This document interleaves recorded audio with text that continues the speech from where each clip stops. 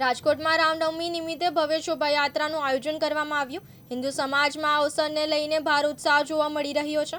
આવતીકાલે 26 તારીખે નાનાવટી ચોકથી શોભાયાત્રાનો પ્રારંભ થશે, જે ગોંડલ રોડ સ્થિત રામજી મંદિર સુધી જશે।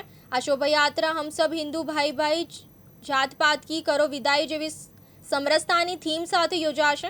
વાલ્મીકી સમાજ દ્વારા ભગવી ઝંડી આપીને રથયાત્રાને પ્રસ્થાન કરાવાશે, જે સમાજમાં એકતા અને સમરસતાનું ઉત્તમ ઉદાહરણ પૂરું પાડશે। યાત્રામાં 25 થી 50 જેટલા આકર્ષક ફ્લોટ્સ જોડાવાના છે, જે વિવિધ ધાર્મિક અને સામાજિક સંદેશ આપશે। વિશ્વ હિન્દુ પરિષદના પરેશભાઈ રૂપારેલિયાએ સમગ્ર હિન્દુ સમાજના શોભાયાત્રામાં જોડાવા આહવાન કર્યું છે। ભાઈ દુર્લભજીભાઈ રૂપારેલિયા, વિશ્વ હિન્દુ પરિષદ સૌરાષ્ટ્ર પ્રાંત જવાબદારી।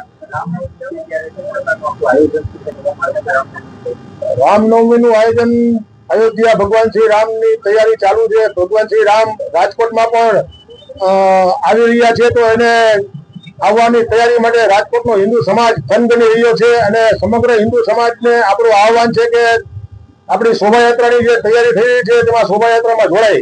આવતીકાલે તારીખ 26 ના રોજ આપણી શોભાયાત્રા નાણાવટી ચોકથી ચાલુ થઈ અને સતયુગ રામજી મંદિર ગોંડલ રોડે પૂર્ણાહુતિ થશે, તો સમગ્ર હિન્દુ સમાજ એમાં જોડાય તેવું એમનું આપણું આહવાન છે।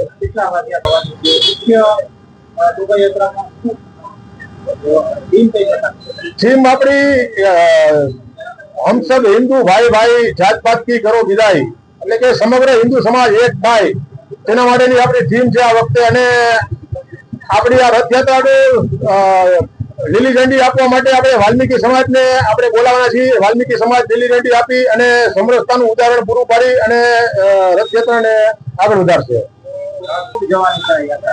યાત્રા નાણાવટી ચોકથી ચાલુ થઈ રાજકોટના બધા વિવિધ રોડ ઉપર થઈને ગોંડલ રોડે પૂર્ણાહુતિ થશે અને રાજકોટ પ્લોટ્સ લગભગ 25 થી લઈને 50 સુધીના પ્લોટ્સ એમાં જોડાવાના છે। ભરત બરડા સાથે રોહિત બોજાણી, દિવ્યાંગ ન્યૂઝ, રાજકોટ।